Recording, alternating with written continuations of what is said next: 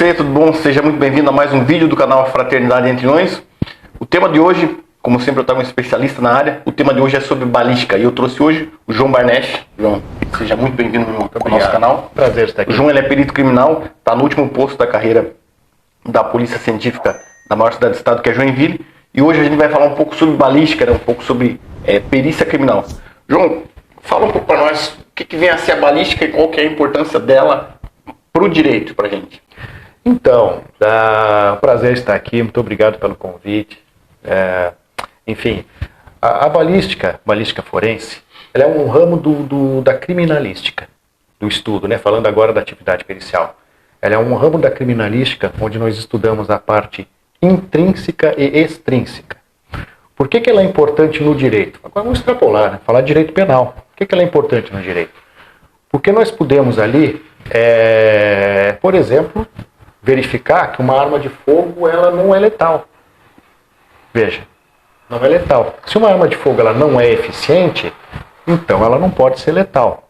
Então nós fazemos desde o teste de eficiência da arma de fogo até o exame metalográfico, que já algumas pessoas não sabem o que é esse exame metalográfico, né? Conhecem a microcomparação balística, eficiência, e também temos o exame metalográfico.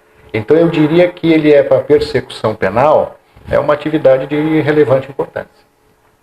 João, fala um pouco para nós, como é que funciona a questão do exame de balística? Como é que vocês fazem esses exames? Nós temos alguns métodos aqui, são métodos consagrados. Esses métodos eles se utilizam no Brasil e no mundo.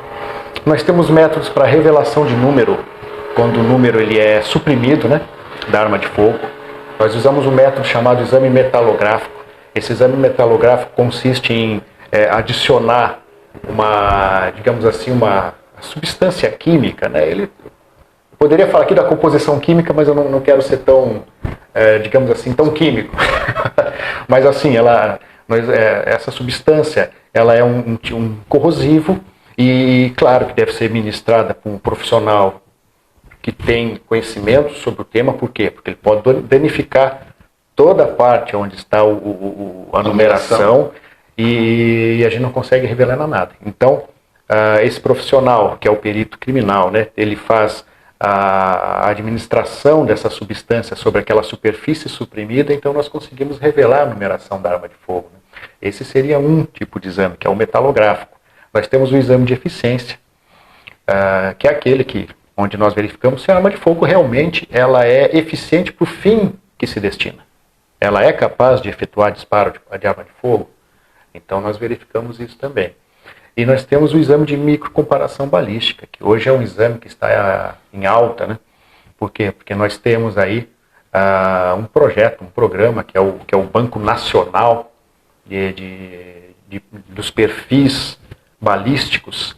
E esse Banco Nacional ele deve ser alimentado pelos estados. Nós vamos ter um perito criminal que é o tutor no estado de Santa Catarina, todo o estado terá um, onde nós vamos alimentar esse Banco Nacional com as micro-ranhuras das munições. E aí nós podemos fazer, por exemplo, exames em que uma arma de fogo que foi utilizada no Ceará, ela pode ser positivada com algum evento aqui no estado de Santa Catarina. Então seriam esses 3 exames, assim, digamos, essenciais, né? A eficiência, exame extrínseco e intrínseco, metalografia e microcomparação balística.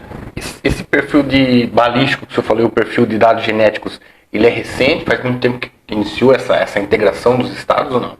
É recente. O perfil de bancos genéticos, agora indo um pouco aí para a nossa análise forense, né, análise do laboratório. Então, o perfil genético, ele já existe há alguns anos. E esse perfil genético, esse banco de perfis genéticos, ele é administrado pela Polícia Federal. Isso no âmbito nacional. Mas cada estado também possui um perito criminal que é o tutor, que tem a responsabilidade de alimentar esse banco no âmbito regional. Enfim, existe há alguns anos já o banco de perfis genéticos. O banco de perfis balísticos, esse é recente e está engatinhando. Ele está para ser implementado. Alguns estados já adquiriram equipamento para tanto. O estado de Santa Catarina também está adquirindo os equipamentos para que se faça o mapeamento dessas micro-ranhuras. Eu acredito aí que esse ano ainda nós vamos ter o banco em funcionamento. Excelente. Então, a gente falou do exame de balística, então quais são os tipos de balística, né? Existe um único tipo de balística, de exame ou não? São esses três que o senhor falou? A balística em si, ela é um termo bastante genérico. Quando se fala em balística forense, ela se refere a todo o estudo dos elementos que envolvem a balística, né? Desde os elementos de munição, estojo, propelente, projétil, arma de fogo propriamente dita, partes da arma de fogo. Então a balística ela engloba tudo aquilo inerente à arma de fogo. João, você poderia falar um pouco para nós sobre as características de um disparo de arma de fogo? Tipo, um disparo, tem como verificar se um disparo foi feito à distância? Qual que seriam essas características, né? Um disparo encostado na vítima, um disparo à distância, se eles são iguais, como é que funciona essa questão? Nós temos algumas questões. A literatura, ela não me dá uma distância exata. A literatura, ela não foi possível ainda desenvolver uma técnica que nos permita dizer, olha, esse disparo, ele foi realizado a 12,5 metros. Então isso não é possível. Nós não temos esta possibilidade nem no Brasil e nem no mundo. Mas nós temos algumas situações. Nós podemos dizer com precisão se um tiro foi encostado. Nós podemos dizer com precisão se o disparo foi a curta distância ou se o disparo foi a partir de uma certa metragem. É arriscado falar a partir de uma certa metragem, porque realmente depende do tamanho do cano da arma, depende do propelente utilizado, né? Então isso tem muita influência. Agora, nós podemos dizer, sim, se um tiro foi encostado, foi a curta distância, ou se ele foi ali, talvez, de meio metro para fora, 1 metro, afastado da vítima. Isso é possível a partir das marcas características que nós analisamos em torno das lesões das vestes, né? Eu acredito que são muitas variáveis, né? A própria pólvora umedecida ela já altera totalmente a força do projétil, né? Exatamente. Então nós temos algumas questões. Nós temos o tipo de projétil. Nós temos, por exemplo, a munição. Se essa munição ela segue um padrão de fábrica, em termos de propelente, em termos de encaixe do projétil dentro do estojo, então, veja, ela tem uma característica. Agora, quando a munição ela é recarregada, ela foge esse padrão de fábrica. Aí nós precisamos ter uma noção, olha, havia muito propelente, havia pouco propelente. Percebe? Então, realmente, são muitas variáveis para poder precisar a distância de um tiro. Então, isso não se faz. É inviável. Então, nós nos limitamos a seguir os ditames da literatura atual para o tema, né? Que é quando um tiro é encostado, que deixa lesões características dependendo da região do corpo onde foi encostada a arma de fogo. Nós temos o tiro próximo, onde nós temos algumas características como zona de esfumaçamento, zona de tatuagem, orla de enxugo. Então, quando nós temos aí mais de uma característica junta, provavelmente o tiro foi próximo. Agora, se nós temos apenas uma dessas características, como por exemplo a orla de enxugo, esse tiro foi a uma distância maior. Essa orla de enxugo seria que situação? A orla de enxugo é quando o projétil ele atinge a pele, e quando ele atinge a pele, ele vai perfurando a pele, mas ele causa um efeito que é um efeito espaguete na pele. Ele estica a pele e ele vai enxugando, ele vai deixando toda aquela sujeira da volta do projétil, ele vai deixando na borda da entrada. E então o projétil ultrapassa e aquela borda fica com característica que chamamos orla de enxugo. Interessante. A gente tem uma mística, né, de que, baseado em seriados de televisão e tal, que a pólvora ela fica na mão da pessoa que atirou tanto tempo. Existe um prazo, um tempo ali que essa pólvora ela pode ser detectada nos exames ou não? Não tem um tempo específico? É uma palavra que aí as pessoas que estão nos acompanhando talvez não gostem muito de ouvir, mas isso depende. O que depende? Depende da quantidade de propelente que porventura ficou ali na superfície das mãos, da pele. Depende do estilo da arma de fogo que foi utilizada. Um revólver vai deixar uma quantidade de propelente maior do que uma pistola, por exemplo, né, em função do espaçamento que tem ali entre o tambor e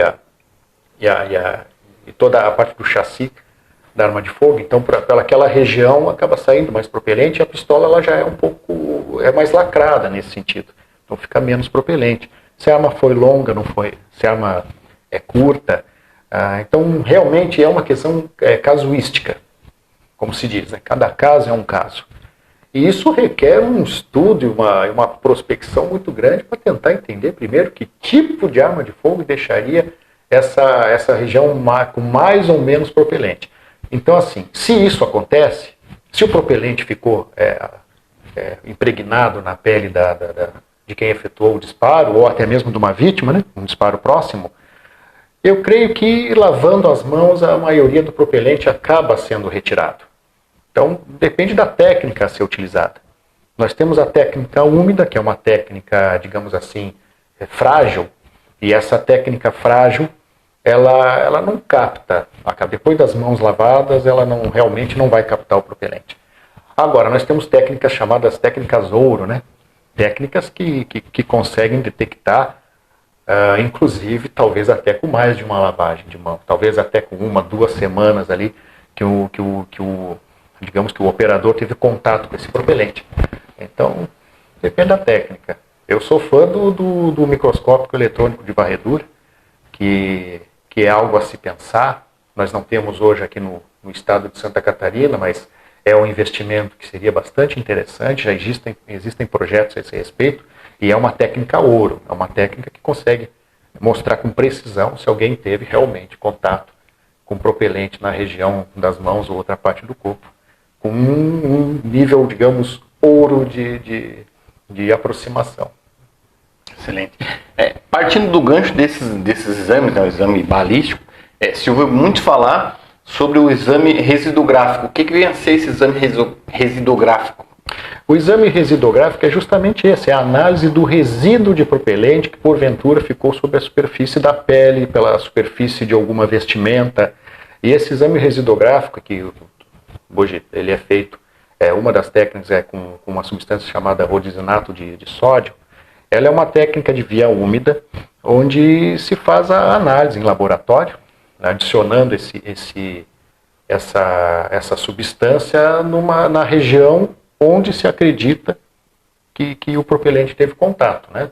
Então, assim, no caso das mãos, nós não podemos pegar as mãos do indivíduo e levar até o laboratório. Então, nós coletamos amostras, né? E essas amostras, elas são analisadas. Então, mas já que ela é uma técnica... Vamos usar a expressão colorimétrica, porque é uma substância que altera a cor. Ela é uma técnica que admite também muito interferente. Então, esse seria um tipo de exame residográfico. E o outro, que seria um exame bastante adequado, seria expor essas mesmas amostras a um microscópio eletrônico de varredura. Aí nós teríamos um resultado, digamos, bastante confiável nessa situação.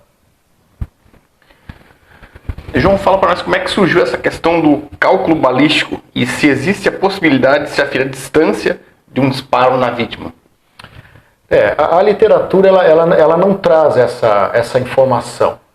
O que a literatura vai nos trazer, como por exemplo, algumas obras bastante interessantes, como a do perito criminal Domingos Toqueto, que é digamos assim, é quase que uma bíblia na balística forense. Então essa obra, ela acaba nos trazendo algumas aproximações quando se utiliza principalmente espingardas, né, armas de fogo com cartuchos, onde nós temos o espalhamento do chumbo, do propelente. Então, dependendo da área desse espalhamento, nós teríamos uma distância relacionada a essa área. Mas o próprio autor também ele deixa claro. Que quando foi feito esses testes, eles utilizaram uma munição padrão da Companhia Brasileira de Cartuchos, e então o resultado foi esse. Uma munição recarregada não daria a mesma precisão de resultado. Então nós teríamos uma aproximação. Então com as armas de fogo longas, com cartucho, tipo espingarda, nós poderíamos aproximar uma distância em razão da circunferência do propelente ao atingir o alvo. Isso é possível. Com armas curtas já não há essa possibilidade. Uma outra questão também que o pessoal pergunta existe possibilidade do perito aferir com precisão, né, ou muito próximo daquilo que ocorreu mesmo, a trajetória de um projeto, por exemplo, um caso no Rio de Janeiro lá, sim, que determinado disparo veio de tal local, ou se essa pessoa estava com as mãos levantadas ou não, não existe essa possibilidade. Essa já é possível. Já é possível por quê? Em função das características da lesão. Isso é possível.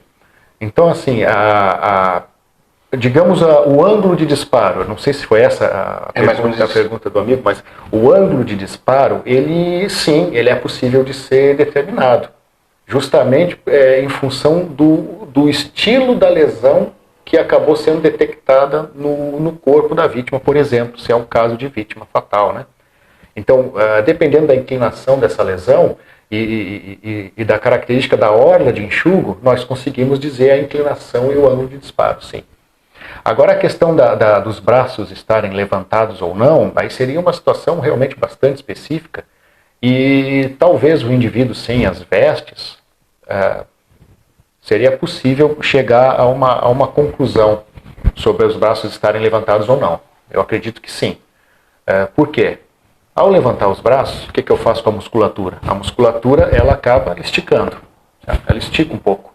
Então, o estilo de lesão que é verificado quando o músculo está esticado, ele é um.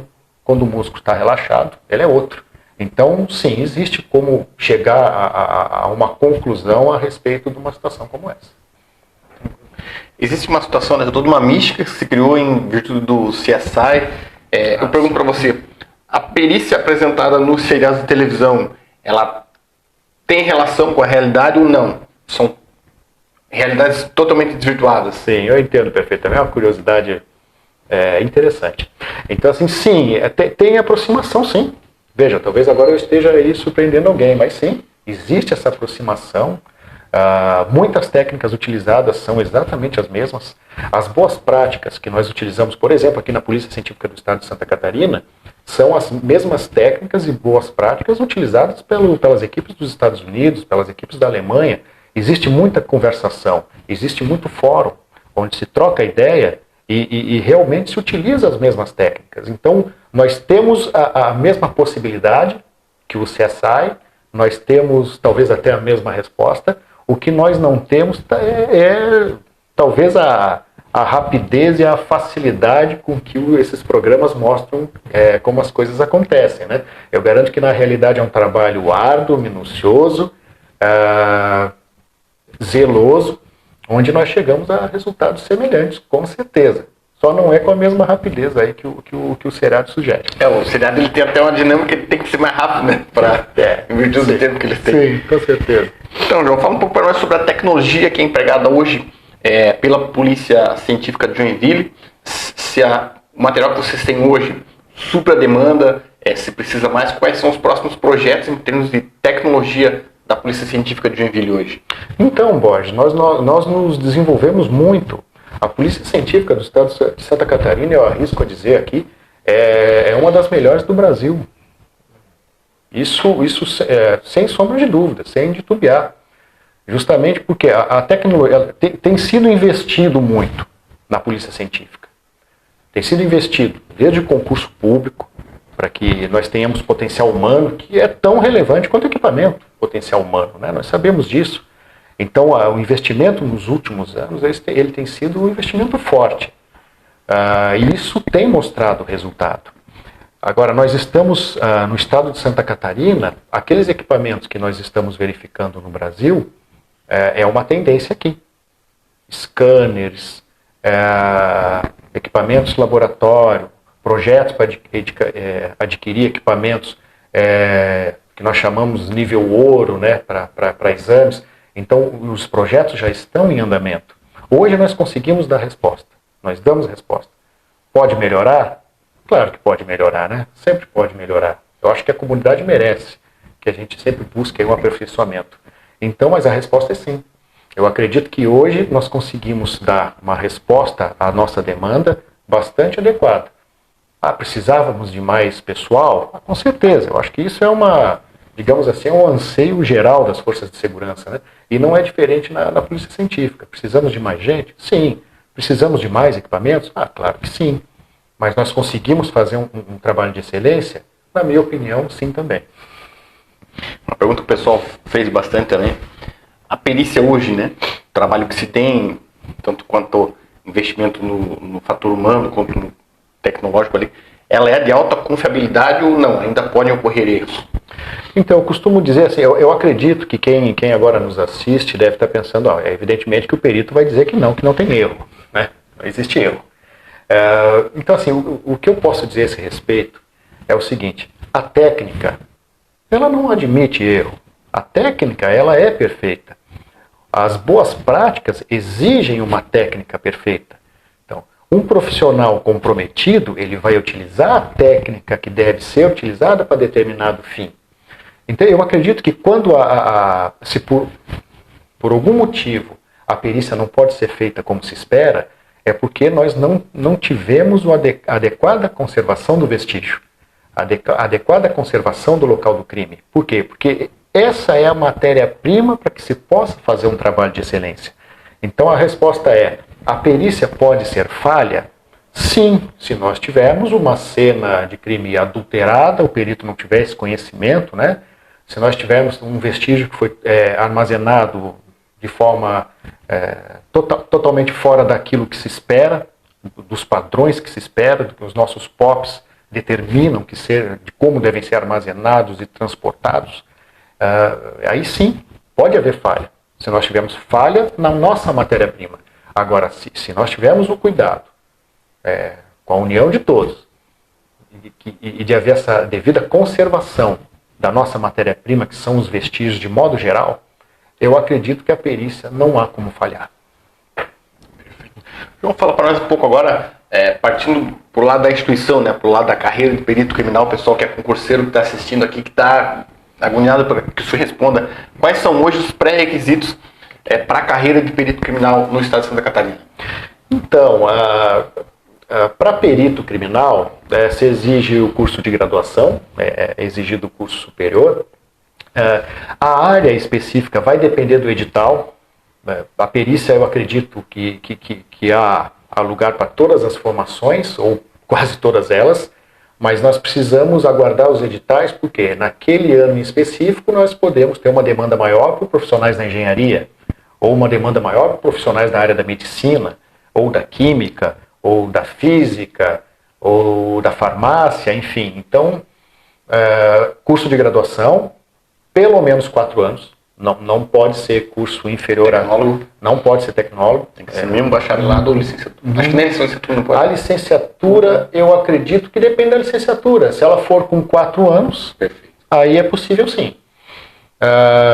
Depois nós temos aí, claro, todas as fases, né? Então, tendo a titulação, claro, e aí existe a questão de ter carteira de habilitação também, né?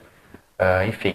E nós temos depois as fases do concurso. Nós temos exames psicológicos, nós temos exames médicos, curso de formação. Então, basta ter aí uma graduação bem feita e prestar o concurso público. Nós falamos agora há pouco nos bastidores ali sobre o perfil psicológico da profissão, né? Então, cada profissão ela exige determinadas qualidades, né, peculiaridades que são específicas daquela função. Na opinião do senhor, a gente teve esse final de semana em Joinville 4 suicídios, um homicídio, tentativa de homicídio. Na opinião do senhor, assim, o que precisa para que uma pessoa tenha um perfil psicológico para ser um perito criminal? Eu acredito que essa forja, Borges, ela venha também com o tempo. Porque eu creio que a nossa área de atuação, ela é uma área de extrema complexidade. E eu não falo isso para, digamos, jogar confete na instituição, não. Eu digo porque, de fato, o perfil psicológico para um profissional atuar numa divisão de homicídios, por exemplo, vamos citar aqui, já que o amigo citou aí o que houve, né, nesse final de semana. Então, existe a necessidade de um perfil psicológico estável. Caso contrário, nós corremos o risco de perder o profissional. Né? Veja, são a todo momento lidando com tragédias, tendo que fazer um trabalho ali, um raciocínio rápido, porque aquele local todo ele vai se desfazer. Então é necessário que o raciocínio seja rápido para anotar o que é necessário, coletar o que é necessário, informar as pessoas o que deve ser feito, liberar o local. Aí, na sequência, pode dar mais 2, 3 ocorrências nesse sentido. Então, eu acredito que, primeiro, um perfil psicológico estável, digamos assim. E o segundo seria que esse perfil ele vai sendo também forjado pela instituição, vai sendo forjado ao longo do tempo, para que a pessoa, então, crie aí a carcaça, né, a armadura necessária para lidar com tudo isso e utilizando ainda o conhecimento científico. A gente tem na segurança pública, né, policiais militares, policiais civis, que em virtude dessa pressão da profissão, acabam caindo em depressão e tal. Na questão dos peritos ali, o policial militar, o policial civil, quando ele entrega essa ocorrência na delegacia, ele tem, né, a gente costuma dizer que a gente não pode errar, mas ainda existe uma margem de erro. Por exemplo, o policial militar entrega esse caso na delegacia, o delegado vai homologar ou não esse flagrante, o delegado, dependendo do entendimento dele, vai apresentar denúncia no Ministério Público ou vai arquivar. Mas no caso dos senhores, é uma profissão que não pode errar, porque vocês são o último estágio. Tem pessoas, peritos no caso, que entram em depressão em virtude dessa pressão. Como é que é essa questão das baixas psiquiátricas dentro do IGP hoje, da Polícia Criminal? Isso, nós ficamos... É difícil não falar IGP, né? Ainda vem na mente. Por quê? Porque até o ano passado a instituição era nominada como Instituto Geral de Perícias e a partir então por força de emenda constitucional, hoje a instituição chama Polícia Científica, que na nossa opinião é o nome mais adequado, era a nomenclatura que nós esperávamos que fosse adotada aí já há alguns anos. Mas então, claro, são seres humanos. São seres humanos que trabalham na perícia, na polícia científica. E é claro que existem os casos, sim, do afastamento psicológico. Na categoria de peritos criminais é mais raro. É mais raro. Por quê? Porque geralmente o indivíduo ele é testado psicologicamente antes do ingresso. E ele é forjado na academia, então se passa por um treinamento, digamos, maior nesse sentido. Agora, nós temos outras categorias, que aqui é importante citar, são categorias aí, são carreiras de extrema importância na polícia científica. A primeira é a dos papiloscopistas. Carreira de extrema importância, que faz todo esse trabalho de levantamento papiloscópico, identificação criminal, retrato falado, necropapiloscopia. Nós temos também os agentes que atuam no Instituto Médico Legal, veja, translado de corpo, necrópsia, limpar a sala de necrópsia, dali a pouco dá outro, enfim, onde o translado de corpo muitas vezes é em local hostil, percebe, né? Sobe morro, desce morro, mato, meio de rio. Então, assim, algumas carreiras elas são mais suscetíveis ao afastamento psicológico. Nós temos muitos hoje? Não temos não. São poucos. Por quê? É um trabalho também importante que a nossa superintendência faz no sentido de direcionar as competências. Olha, eu creio que esse profissional ele trabalha de forma mais feliz nessa área. Então vamos direcioná-lo ali, né? Vamos usar essa competência nessa atuação, porque esse servidor vai trabalhar mais feliz, então nós corremos menos riscos de afastamento. É um cuidado que se deve fazer, um cuidado prévio. É uma forma até de preservar a carreira daquele servidor. Exatamente. E preservar, consequentemente, a imagem da instituição. E a imagem da instituição, exatamente isso. Perfeito. João, a gente falou dos pré-requisitos para ingresso, né, na corporação. Fala um pouco agora como é que funciona a classificação do perito criminal, a hierarquia, o senhor que chegou no último posto da carreira, como é que funciona? Sim. Plano de carreira, ascensão profissional. Carreira. Sim, nós temos hoje o cargo de... Nós temos então algumas carreiras, né? Começa com os nossos agentes. Hoje eles são nominados, conforme lei, como auxiliares criminais. Existe uma movimentação para que esses colegas, esses profissionais, eles deixem de ter essa nomenclatura e passem a ser agentes de polícia científica, que é a nomenclatura adequada para a função que eles exercem. Então nós temos, para assumir esse cargo, seria o equivalente a entrar no posto, para que todos entendam, um posto de soldado da Polícia Militar, ou então o agente de Polícia Civil, ou o soldado do Corpo de Bombeiro. Aí ali nós temos, subindo um pouco, essa carreira vai do nível 1 até o nível 8, A partir da metade dessa carreira, ali um pouquinho depois da metade, nível 5, começa a carreira de papiloscopista da instituição, que também vai até o nível 8, que seria uma carreira hierarquicamente superior à do agente. Aí nós temos, acima, com uma hierarquia superior, nós temos os peritos oficiais de natureza criminal, que são os peritos criminais, os peritos médicos legistas e os peritos odontolegistas. E nós temos nessa carreira o nível 1, 2, 3 e 4, que seria, para que todos os amigos entendam, que seria equivalente a, no caso da Polícia Militar, perito 1 ao capitão da Polícia Militar, o 2 ao major, o 3 ao tenente-coronel e o 4, então, ao coronel. E no caso da Polícia Civil, né, o delegado de substituto, perito 1, de entrância inicial, final e especial. Então nós somos 4 níveis na carreira e eu hoje aí tenho a felicidade de, desde 2018, ocupar o topo aí da carreira da perícia criminal catarinense. A hierarquia ela é uma hierarquia natural. O perito nível 4, hierarquicamente falando, ele é superior ao perito nível 3. Tanto é assim que se tiver algum evento correcional, só pode presidir ou sindicância, ou o que quer que seja, um perito do mesmo nível daquele que está sendo sindicado, né? Ou investigado, do mesmo nível superior. Então, um perito nível 4, apenas peritos nível 4 pode presidir um procedimento como esse. Seria mais ou menos assim. E isso ocorre em todas as carreiras. Por exemplo, um agente da nossa instituição lá, nível 5, ele só pode ser investigado em termos correcionais por alguém que esteja no mesmo nível 5 ou superior. Né? E eu acredito que seja assim também na Polícia Militar e também, certamente, na Polícia Civil. Então, nós temos essa hierarquia, não é tão acentuada como na Polícia Militar. É claro, as instituições militares elas têm a sua forma de ser, né, que a gente admira bastante, e é uma instituição civil, mas existe sim essa hierarquia. Não tão acentuada, mas existe. Não sabia dessa parte correcional.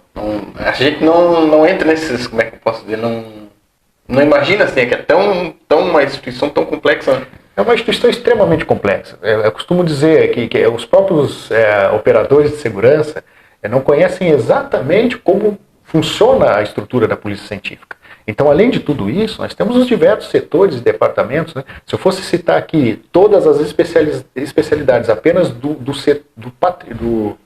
departamento de criminalística, hoje chama diretoria de criminalística, se eu fosse citar essas especialidades, eu ia passar de 10 especialidades.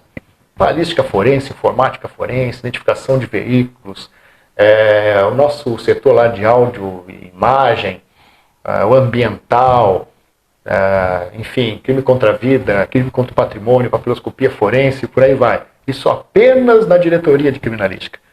O Instituto Médico Legal, cabe aqui dizer, eu acho que é bastante relevante mencionar que o Instituto Médico Legal ele atua em 90% dos casos em vivos. Mas a sociedade, as pessoas imaginam que não lida com mortos, né? E 10% do nosso trabalho no Instituto Médico Legal é com mortos. O restante é com vivos. Nós temos o setor de anátomo-patológico, onde se analisa os órgãos e as suas possíveis patologias para uma causa-morte. Nós temos a entomologia forense, faz o Anderson, faz um trabalho excelente aqui no nosso Instituto Médico Legal, através do estudo aí de larvas, né, de insetos, para poder se determinar o tempo em que um corpo está naquele local, né? Olha, causa-mortes causa-mortes. O tempo que o corpo está ali é 2 dias, 3 dias, 1 mês. Nós temos pessoas que são capazes de dizer isso com precisão. E por aí vai. Nós temos também o nosso laboratório, né? As nossas análises forenses, desde da extração, replicação e confronto de perfis genéticos, até a toxicologia forense, narcótico, determinar, fazer exames definitivos de droga, material inflamável, enfim. Então é uma atividade extremamente complexa. Né? Então, para que o pessoal entenda, né, para saber mais ou menos o tempo que um corpo está lá, né, a pessoa faleceu. Então é feito esse exame com as larvas? Como é que é isso? Como é que é feito? Então digamos, essa especialidade que hoje ela é concentrada no nosso Instituto Médico Legal aqui, através dos nossos colegas, principalmente o Anderson, que é agente, né, da Polícia Científica, que inclusive entrou no mesmo ano que eu, né, já está aí também no último nível da carreira de agente. Ele é feita a coleta lá no local. Você acha lá um corpo em estado avançado de decomposição e se faz a coleta daquelas larvas que lá estão. Então, essas larvas, elas são encaminhadas a este setor especializado e os nossos colegas lá, eles conseguem comparar, eles fazem a criação da larva. Essa criação, a larva, ela se desenvolve, ela chega ao tamanho que foi encontrado na larva do local e o tempo que ela leva para se desenvolver é o tempo que o corpo está lá. Excepcional. E depende da espécie, tá? Depende da espécie do inseto. Sim, se é besouro, se é mosca, o tipo de mosca, o tipo, sim. Como eu digo, a nossa atividade na Polícia Científica, toda ela, sem exceção, é atividade de extrema complexidade. A boa notícia é que nós temos também profissionais bem capacitados. Como você falou, né? Tudo é um raciocínio lógico, é um conhecimento científico, né? Não é nada empírico, eu acho. Não. O achismo realmente não faz parte do nosso vocabulário. Não faz parte. É o desenvolvimento científico mesmo, a aplicação de técnicas científicas, né? As boas práticas, como eu disse, os congressos existem para que a gente discuta sobre as boas práticas. O que está dando um resultado mais fidedigno, o melhor resultado. Nós temos alguns colegas aí do Brasil afora que são consagrados. Por exemplo, hoje é difícil falar de balística forense e não lembrar do professor João Bosco.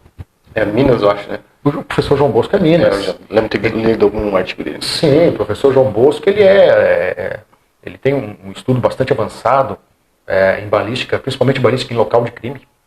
Então, quando o senhor me perguntou a respeito do ângulo de disparo, aquilo tudo, o professor João Bosco é um estudioso desse tipo de assunto, e no livro dele, que é Balística Aplicada ao Local de Crime, se não me falha a memória, talvez a segunda edição, ali nós temos esse estudo feito por ele. E outros mais, para quem tiver aí o interesse, curiosidade, a gente indica aí, né? A obra do professor João Bosco é uma excelente obra no que se refere a balística em local de crime. Excelente. Só para a gente entender ali, aproveitando o gancho do senhor ali, o senhor disse que a gente tem os agentes da Polícia Científica e os peritos. A grosso modo, para que a pessoa entenda, é como se pudesse comparar os prazos de oficiais ou é uma carreira que pode se tornar única? Assim, hoje ela não pode se tornar única. Eu entendi. Para ser oficial da Polícia Militar é necessário fazer o concurso oficial. São duas portas. Ali também. Perfeito. Nós, para ser perito criminal, perito médico legista ou odontologista, é necessário fazer o concurso específico. Perfeito. O agente tem concurso específico e o papiloscopista também. Hoje nós temos uma defasagem grande de papiloscopistas no estado. Aqui no município, na região inteira de Joinville, nós temos uma papiloscopista só. É uma guerreira que faz um trabalho sensacional. Mas nós merecíamos ter um pouco mais aí de colegas nessa área, né, de atuação. Enfim, mas é uma questão de logística também, e a gente entende que muitas vezes, para se poder contratar alguns profissionais, a gente tem que abrir mão de outros. Enfim, é o que ocorre aí no serviço público como um todo, né? Como um todo. Muitas vezes, para poder ter uma viatura adequada para alguns setores, eu não posso ter uma viatura tão adequada em outros setores. Por quê? Porque aquele setor tem mais demanda, necessita de um equipamento melhor, e os nossos recursos, eles não são infinitos, né? Mas precisamos aplicar com sabedoria. Perfeito. João, a gente falou um pouco ali sobre a questão da preservação do local do crime, né? O que a pessoa comum, um cidadão que está assistindo a gente agora, estou falando em nome da instituição, ele pode fazer para ajudar a perícia, né, a não contaminar essa cena do crime? O que ele pode fazer para ajudar a preservar um local de crime antes da chegada da perícia? É muito importante preservar. Não alterar o estado das coisas, não mexer, não tentar arrumar, não verificar algo. Vamos ver se eles mexeram nessa gaveta, um exemplo, né? Então, assim, a melhor situação num local de crime, seja crime contra o patrimônio, seja crime contra a vida, é não alterar o estado das coisas. Deixa como está. Liga para a polícia, se for o cidadão comum. Liga para a polícia militar, liga para a polícia civil. Avisa da situação. Porque a polícia civil e a polícia militar vão saber o que fazer no local, para preservar aquele local, né? Então, assim, o apelo que eu faço aí ao cidadão civil que está nos assistindo deixa as coisas como estão. Não altere o estado das coisas, que aí nós vamos poder ajudar da melhor forma possível. Dos diversos pontos que o senhor passou no estado, a gente comentou nos bastidores ali também, o senhor passou pelo oeste, pela capital. O senhor vê como uma escola, Joinville, Florianópolis, por serem as cidades que mais têm ocorrências ou não? Sim. Tem cidades menores que também têm grande demanda? Não resta dúvida. Não resta dúvida que Joinville é uma escola importante. Por quê? Porque aqui em Joinville nós temos demanda para todas as áreas de atuação pericial. Cidades menores não têm toda essa demanda. Aqui nós temos homicídio toda semana. Aqui nós temos outras formas de morte toda semana. Aqui nós temos acidentes toda semana. Né? Nós temos crime contra o patrimônio todo santo dia. Entende? Então, assim, nós temos a aplicação das nossas técnicas todo santo dia aqui. Em cidades menores, já é mais esporádico certos eventos. Então, já não é necessário todas as especializações. Joinville Florianópolis também. Balneário Camboriú também tem uma demanda muito alta. Chapecó, especificamente, também tem uma demanda bastante alta, mas eu acredito que é uma demanda que não se compara à região de Joinville. Então, sim, eu acredito que Joinville é uma escola fantástica para quem pretende aí ter bastante conhecimento nas áreas de atuação, com certeza. O senhor está na instituição desde 2009? Desde 2009. Fiz o concurso em 2008 e nós fomos nomeados em 2009. Sim. Qual foi a ocorrência que o senhor mais se orgulha de ter feito um laudo pericial, apontamento jurídico? Eu acredito que nós temos orgulho das atividades, porque todas elas têm uma consequência. Toda a nossa atividade pericial, ele é confeccionado um laudo, e esse laudo ele vai para as mãos de uma autoridade específica e ele vai ter importante para a decisão dessa autoridade. Seja no caso do delegado, eu mando para frente ou não mando para frente, vamos ver o que o perito vai dizer. O promotor de justiça, puxa, o que nós temos para oferecer a denúncia? Vamos ver o que o perito disse. O próprio juiz de direito, puxa, sem esse laudo eu não consigo decidir, ainda que o juiz não seja adstrito ao laudo. Mas ele precisa da informação técnica, porque o juiz ele não é um técnico. Então, eu acredito que toda a nossa atividade eu sempre considero como importante, então toda ela a gente trata como de extrema importância. Então, desde a casa lá do cidadão humilde, que alguém entrou e furtou lá o seu bem que ele suou para comprar, até a atividade de maior complexidade, eu sempre imagino que todas essas atividades são de extrema relevância. Evidentemente que tem os casos de maior repercussão, mas na nossa concepção, os casos que nós tratamos sempre são casos de maior relevância. Perfeito. Eu vejo assim que a gente, na segurança pública, né, pelo menos a gente da Polícia Militar, está mais, como é que eu posso dizer, mais presente em casos de violência com crianças. Né? Eu vejo na minha pessoa, a maior dificuldade minha, pelo menos, é as ocorrências que envolvem violência contra a criança. Qual foi o estudo, né, a perícia que o senhor realizou, que mais assim tocou o senhor pessoalmente? Sem sombra de dúvidas, quando nós temos eventos que envolvem violência contra a criança. Sem sombra de dúvida. Em alguns casos, nós acabamos atuando em casos em que o próprio pai espancou o bebê de 5 meses até a morte. Então veja, por mais que se tenha forjado uma armadura para, digamos, filtrar certas emoções e fazer um trabalho cada vez melhor, nós temos ainda algumas fissuras nessas armaduras, né? E essas fissuras, no meu caso, é a violência contra as crianças. Então isso marca, são questões que marcam bastante. Né? Eu sou pai, eu tenho 2 crianças, né? Então é o que comove mais. Por mais que a gente tente sempre manter assim, o perfil estabilizado, né, em relação à violência contra a criança, eu não posso deixar aqui de admitir que é claro que é comovente, com certeza. Teve algum caso assim que o senhor eu acredito que deve ter vários, né? Mas um que mais marcou, assim, de, por exemplo, livrar determinado cidadão que tudo apontava para que ele fosse o culpado de determinado crime e a perícia foi e provou que não, que aquele rapaz era inocente. A pessoa deve deve sentir a vida, né? Sim, embora isso acontece muito. Não é assim, fica difícil para mim elencar um, porque esse tipo de situação, são situações tão importantes que é difícil elencar um. Há pouco tempo atrás, eu não vou citar nomes aqui e talvez eu não cite o caso, não seja tão preciso para que as pessoas não consigam identificar esse evento. Mas um rapaz, ele, irmão gêmeo de outro. O irmão gêmeo, indivíduo que resolveu delinquir, e já passou pelo sistema carcerário, e em oportunidade ele saiu, voltou a delinquir e estava utilizando o nome do irmão. Gêmeo do irmão.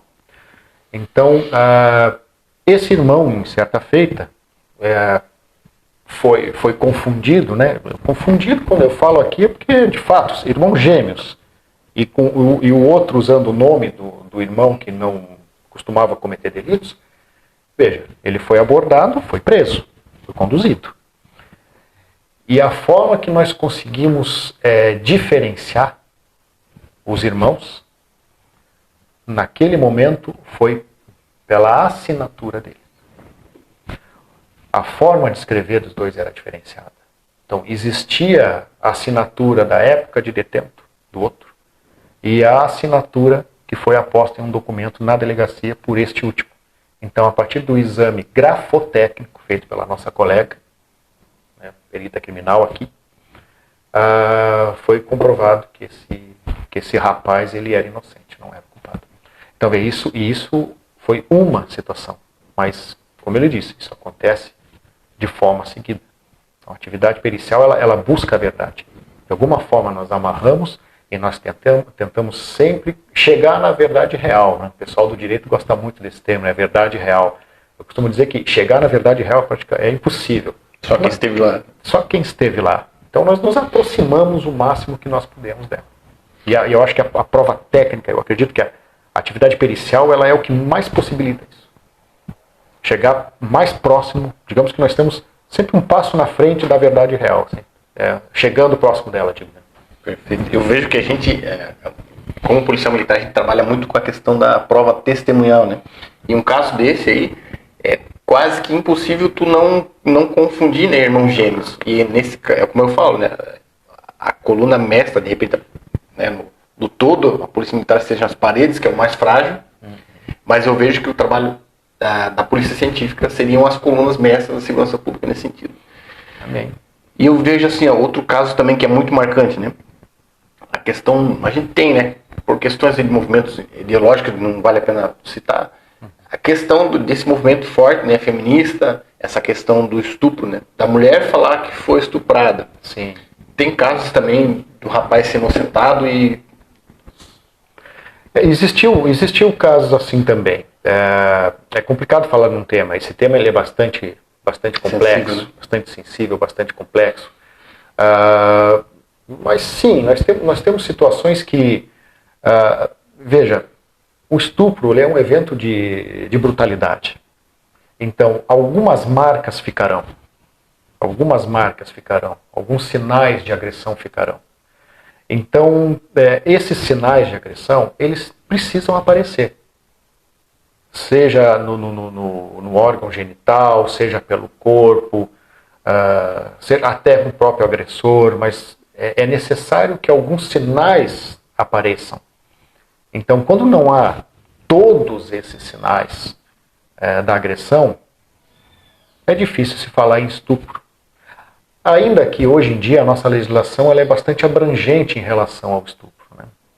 O estupro hoje ele não admite apenas, não é mais a única causa conjunção carnal. Então nós temos aí um leque que se abriu, e esse leque que se abriu ele é perigoso, porque ele pode justamente, muitas vezes, colocar a palavra de um contra o outro, e aí, dependendo da situação, um inocente pode sim responder por aquilo que não fez. Pode acontecer. Existem casos também de, por exemplo, a gente tem muita dificuldade, né, para identificar. Por exemplo, a polícia militar chega em determinado ponto lá e verifica que, não, a princípio, para quem a gente que é leigo, né, parece ser morte natural. Já teve casos de chegar para vocês morte natural e não, realmente tratava-se do homicídio, era uma cena forjada? Olha, eu peguei mais do que um. Os colegas aí já fizeram alguns relatos também de situações semelhantes.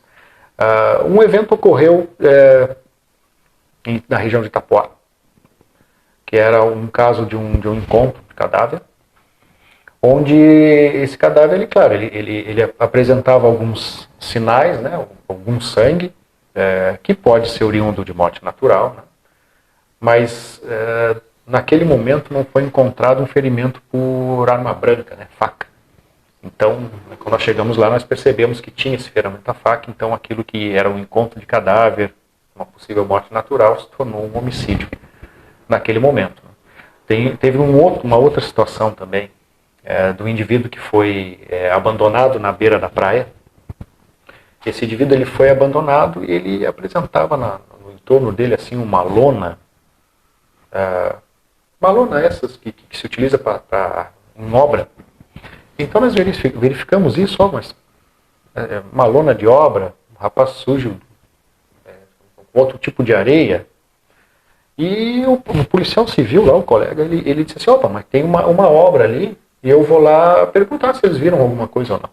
Aí ele disse que ele foi perguntar e o pessoal ficou nervoso. Aí então todos nós fomos até aquela obra e lá na obra nós verificamos os resquícios de sangue, os vestígios biológicos na obra. Então, naquela mesma situação, nós conseguimos demonstrar, todos nós que estávamos lá, que aquilo que era um encontro de cadáver, na verdade, foi um homicídio cometido dentro daquela obra. Percebe? Então, sim, acontece. Como eu digo, a região aqui é muito grande, a região ela tem demanda e essas questões que parece coisa de novela aí acontecem aqui bastante. Então, a polícia científica não é só ciência, não é só conhecimento, tem também o tirocínio. Sim, existe. Nós dizemos que alguma investigação nós fazemos. Qual é a investigação? É aquela prospecção pelo vestígio, aquela investigação pelo vestígio. Nós temos a investigação que é feita com maestria pela Polícia Civil e nós temos a investigação pelo vestígio que nós fazemos. Por exemplo, quando nós estamos fazendo, no caso, um encontro de um indivíduo que não tem identificação. Então nós vamos fazer toda uma pesquisa, todo um levantamento para identificar esse indivíduo. E aí então depois nós fornecemos essa informação à autoridade competente. Olha, trata-se de fulano. Através dessa pesquisa que foi feita, dessa investigação do vestígio. Então a perícia ela é técnica, mas ela demanda também uma atenção especial para que a técnica seja utilizada. E é a investigação pelos vestígios. Né? Perfeito. Só voltando na parte do banco de dados genético, né? Sim. A gente comentou ali. Banco de perfil genético. Perfeito. Banco de perfil genético. O detento, né, o reeducando do sistema carcerário, ele é obrigado a fornecer esse material genético para esse banco? Como é que funciona a questão da legislação? Sim, nós tivemos em 2019, nós tivemos a aprovação de uma lei que chamava Pacote Anticrime, não sei se o amigo está lembrado, em 2019, que ela ficou vigente a partir de 2020. Então essa mesma lei, ela modificou o Código Penal, o Código de Processo Penal e a Lei de Execução Penal. Então a perícia, por exemplo, ela atribuiu muitas obrigações. Uma delas é a cadeia de custódia, que hoje os vestígios eles têm que ser recolhidos por peritos, transportados por peritos, armazenados na cadeia de custódia. Hoje em dia não fica mais. O vestígio ele fica na cadeia de custódia do Instituto de Criminalística. Antes ficava dentro da delegacia. Então foi uma nova atribuição. E dentre essas modificações também houve uma modificação na execução penal, que o detento, aquele que é condenado, né, depois de transitado e julgado, devidamente condenado, a crimes que envolvam violência contra a vida, crime contra a vida, ele é obrigado a fornecer o seu perfil genético. de forma indolor, é claro, de forma indolor, e pode se recusar. Não tem problema. Mas se ele se recusar, ele é como se tivesse cometido uma falta grave dentro do sistema prisional. Então, sim, crimes graves, o detento ele é obrigado a fornecer o material genético. Sob pena aí de ter até a pena aumentada em virtude dessa falta grave que pode ser atribuída a ele se recusar. Tranquilo. Da minha parte, estou satisfeito com as perguntas ali. A gente conseguiu seguir todo o cronograma dos nossos seguidores. O senhor quer divulgar as redes sociais da Polícia Científica? Sim, por favor. Eu peço aí aos amigos, né, que estão nos assistindo. Nós temos um canal do Instagram, que é Polícia Científica Joinville.